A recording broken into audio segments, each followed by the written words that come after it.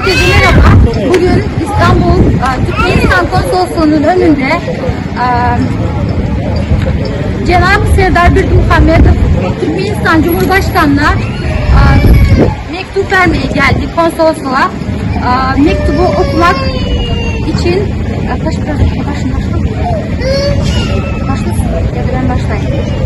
başlıyorum. Vatandaşlar, elimizdeki kaviz Türkmenistan'ın prezidenti Serdar Berdimuhamedov'a talapnama, yani aktivistlerin adından. Türkmenistan'ın prezidenti Serdar Berdimuhamedov'a, Cenab-ı Prezident Serdar Berdimuhamedov, biz Türkiye'de yaşayan ve öğren çınlapay kıyınçılıkları baştan geçiren Türkmenistanlılar hükmünde dervayis ve Uygur yağdayımıza ünsü çekmek isteyer. Yani hazırki vakti Türkiye'de yaşayan takminan 1 milyon Türkmenistanlı migrant işçilerinin Türkiye'de bir kanun yaşamağı neticesinde dören ulu krizis her bir adama katı mühüm gönüden gönü tesir ediyor. Bu gelecekte sosyal bedbahtçılığa sebep oldular. Hazırki vakti çındakay krizise öğrülen bu yağdayın neticesinde çaresiz olan yüzlerce Türkmenistanlı son bir neçe ayın devamında esasen hem geçen hafta İstanbul'daki Türkmenistan konsolluğunda ve halkara hava menzilinde her gün yayınlanıyor. 2022 yılın 2. Ağustos'unda İyice Türkmen konsolluğunun çağırmağı sebeple Türkiye Respublikası'nın polisiyasının yararlı güçleri potansiyel yolakçıları hava menzilinden çıkardı. Şol sebeple Türkmenler giyicesine düşöksüz, ümitlenmedik ve sulsuz geçirmeye mecbur oldular. Şeyle şartlara düşen rahatlarımız sağlığına ziyan yetiryerler ve ağır ecir çekerler. Aralardaki pandemiyadan öncü yağdaya izi giderli katnavların kaydıp gelmeyi ve vatanı dolanmak isteyen rahatlarımızın sahanının köpölmeyi sebeple koşmaca uçuşların koyulmalı. Türkmenistan'ın İstanbul'daki başkan konsolluğunun işini yenileştirmek için aşağıdaki noktalara üns vermenizi hayiş ederiz. Birinciden, Türkmen rahatlarının köyüne pasportları bilen tezkerçiliksiz öz vatanına barıp bilmevini üçün etmek. İkinci, İstanbul'daki Türkmenistan'ın baş konsolluğuna koşmacı ekspert işgərlerini iyi vermek, şol bir vaktin özünde dışarı yurtta kalmak isteyen köyüne pasportları olan rahatlara biyometrik, yani zagran pasport vermek. Şeylerlikte dışarı yurtta Türkmenler kanunu yağdaydı okap, sağlığı korat ve işlet yaşat bilirler.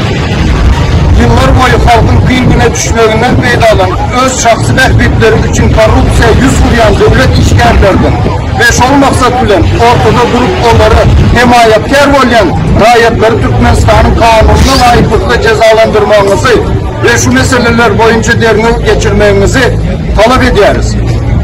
Derneğin neticesi esasında cenayetlik din uğrunda yaybanlandıran adamları vazifesinden hıyanatçılıklı peydalanan devlet çinoniklerini kaziyete, cevapkarçılığına çekip adaletli cezalandırmamızı sizden sonra günü dinlemişler her gün 6. gün geldim. Hazırım bir oturum kimliğimi verdim de berdarlık bekliyorum dışarıda. Şu gün ama 2 saat geçti. Şu gün ben ucu inanmıyorum. Beni yere göndereceğim. Bana kimliğimi elime verecek mi pasport bilmiyorum. Mustafa sizi. Evet arkadaşlar, Türkmenistanlı kardeşlerimizin çektiği sıkıntılar bir tarafa, yaklaşık 1 milyon kardeşimiz yıllarca burada mahsur kaldılar, memleketlerine gidemiyorlar.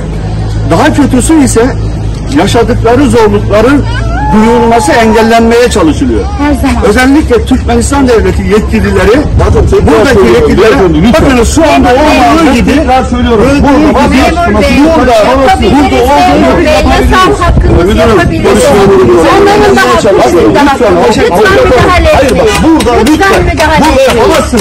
lütfen. Bak Sizin Türkmenistan hava yollarının şeyi kapalı mı?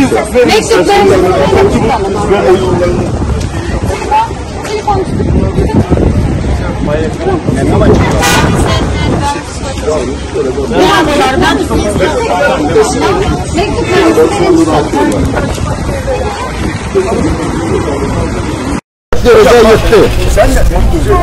Vatandaşlar şu tavizi konsolosluğu işlerlerine borçlular sokmanı sorattı. Her zaman yapıyoruz hocam. Yani konsolosluğu işlerleri 2025 2020 yılın Mart ayından beri yollar yapıp vatandaşlar mağdur yağdayda aeroporta yatıyorlar, hava yolunda. Yerlerde yatıyorlar. 9 gündür yatıyorlar. Bir simitin öldür bir aeroportun içinde olsa neçe gün yatıptırıyor aeroportta. Konsolosluğda olan yağday vatandaşlar şu hala getirdiler. Hak hukukunu sorasan şunu alıyorlar eken. İşte. Konsolosluğda napadiyene oldu bizlere. Hak hukukumuzu soramak için geldik. Kanuni yağdayda advokatlar bilen bile neticesi Türkmenistan hükümetinin tesiri şunu alın.